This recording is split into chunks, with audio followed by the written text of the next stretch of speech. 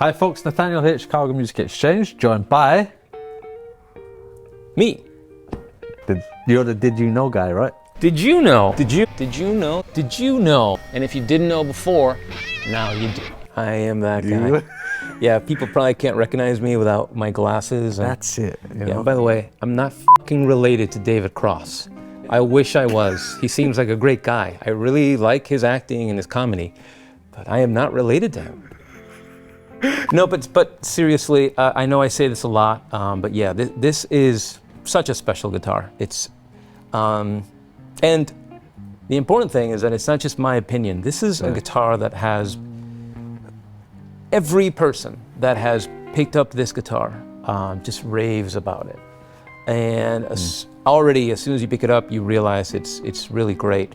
And you plug it in, and it's just like, wow, okay. Yep. This is what people talk about when they say the PAF sound in a 335. And that's right, 335, not 345. According to both Gibson, who made the guitar, and us, who are looking at the guitar, is indeed a 335 that was special ordered with a split parallelogram set of inlays. The label inside says 335, and as we will see later, or maybe now with some editing magic, whoosh, it is by serial number in the ledger book called a 335. A lot of people say, oh, if the label doesn't have an N at the end of the model, then it wasn't really originally a natural guitar. Those people maybe haven't seen as many guitars as we have and haven't talked to original owners of some of these guitars as we have, but that is not necessarily true. The interesting thing in this case is that the ledger book has the letter N clearly saying this serial number was originally a natural finish guitar, or blonde as we call them these days. But the label inside doesn't have the N. This is a natural 335 with split parallelogram inlays from the factory. And I can talk about it all day, but as we find out time and time again, all that people really want is to hear what you can do with it. So, well, I don't know. Let's cut to that right now. I'll try.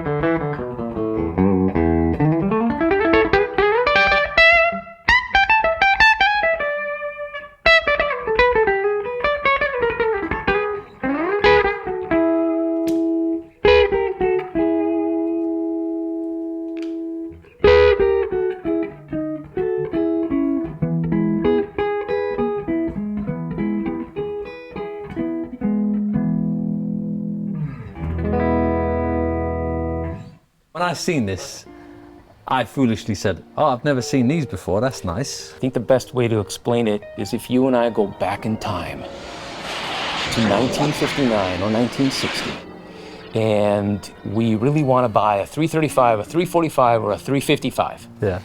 And we go into our favorite Gibson dealer, and we look at the catalog, and we go, wow, I really want one with a Bigsby, or I really want one with a trem. They don't have one on the wall, so they special order one for you. They use the rotary phone. You call Gibson, hello Gibson. I have a client who wants a 335, but he wants a Bigsby. Yeah. And Gibson goes, no problem, we'll make you one. Let's say that the standard version of each one of these guitars is usually either stop tail, in the case, for example, of a 335 at the time, or a Bigsby in the case of a 345 or 355, right?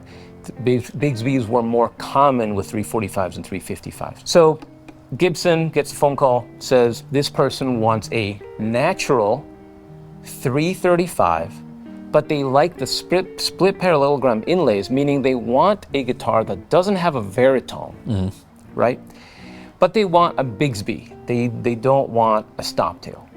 They have a couple options here. They can either make a guitar from scratch, or if they already have a guitar laying around, right, that is mostly built, they can finish it white, put a Bigsby on it, right, put the bright inlays on it, and ship it out and fulfill that order as quickly as possible and get their money, which is what people were trying to do at the time. They were trying to fulfill orders quickly. If they started from scratch and they fulfill that order from scratch, you might end up with a guitar like this that does not have holes for a stop tail and its anchors and studs, and never had one.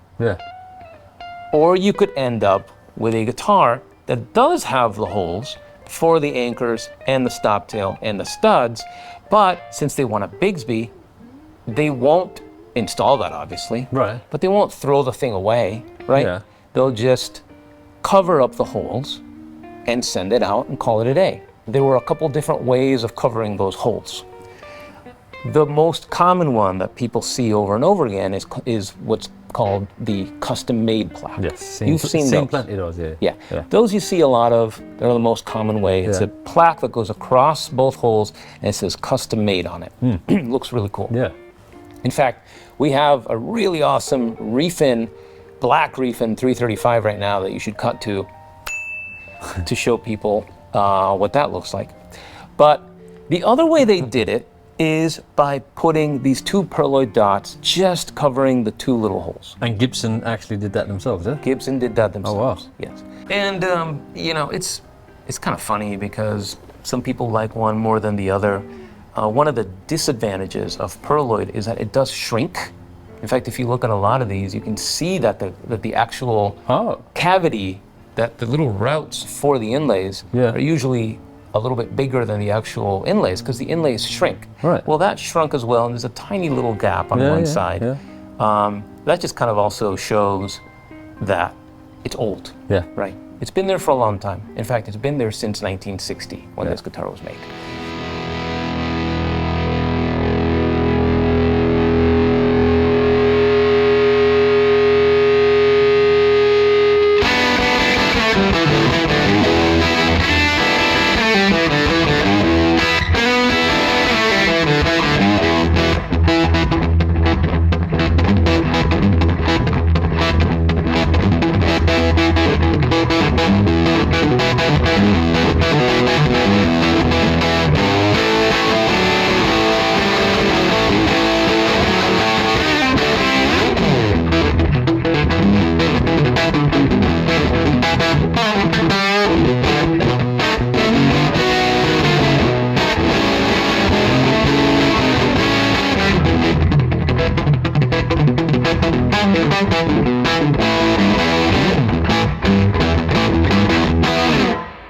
Now, what is the history with this guitar in terms of like, I mean, well, where did we get it?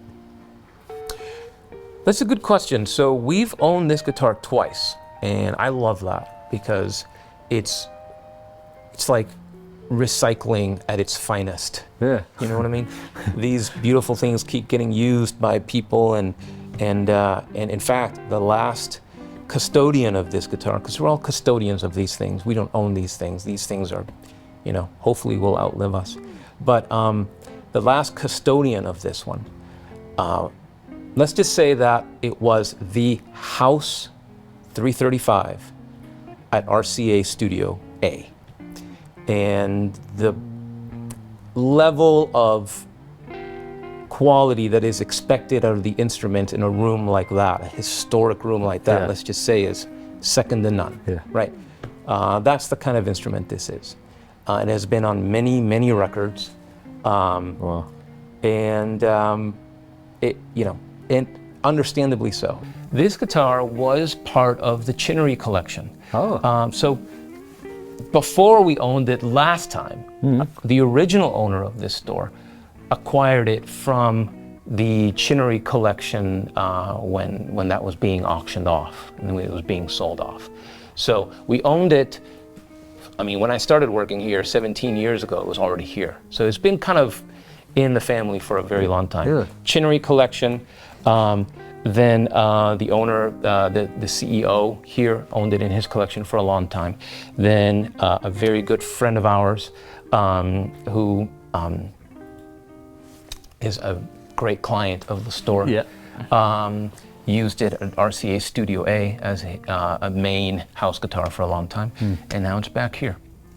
Well, I'm personally glad it's back here, I'll be honest. Me too. Me too. I didn't get to see it the first time. That was way before, I wasn't even in the country at that point. It's unbelievably good. I mean, again, I'm very lucky that I get to play a lot of, dream guitars. This, I mean, it kind of blew me away. I mean, you heard it as well. It's like, fucking hell, that's good, So, I mean, is it going to be here for long? Who knows? It could be gone tomorrow, it could be gone today, or it could be still be here in a month. It's or tough to say. 6 months, who knows? Yeah. The first time we had it, it was here for a long time, but then again, it wasn't really for sale out there for a long, for a long time. Then when we finally listed it, it was here for about a year and then it sold. Yeah. And I have a feeling that based on how quickly we have been selling some of these higher end vintage pieces, that this will not be here for very long. Yeah.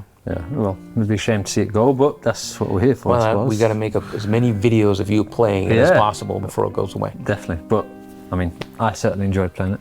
So, Daniel, thank you for all the info on this, and thank you for playing it and showing how amazing it sounds. Well, I'm trying. It's a pleasure to play it. Thanks everyone at home watching. We appreciate you all watching and commenting. And tune in next time for the next video that we do with God knows what other crazy rare guitar we're going to have. I'm looking forward to it. We have a few right now, so it's an exciting time. Bring your book as well. Always. Page 22. 22, folks. Laters.